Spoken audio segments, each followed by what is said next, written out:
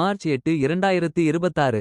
பல்லடம் நகராட்சிக்கு உட்பட்ட மங்கலம் சாலையில் கழிவு நீர் தார் சாலை முழுவதும் வழிந்தோடி துர்நாற்றம் வீசுவதால் வாகன ஓட்டிகளும் பொதுமக்களும் முகம் சுளித்தவாறு செல்கின்றனர். பல்லடம் நகராட்சி நிர்வாகம் நடவடிக்கை எடுத்து சுத்தம் செய்யும்படி அப்பகுதி மக்களின் கோரிக்கையாக உள்ளது. பல்லடம் நகராட்சி நிர்வாகம் நடவடிக்கை எடுப்பார்களா என அப்பகுதி மக்களின் எதிர்பார்ப்பாக உள்ளது.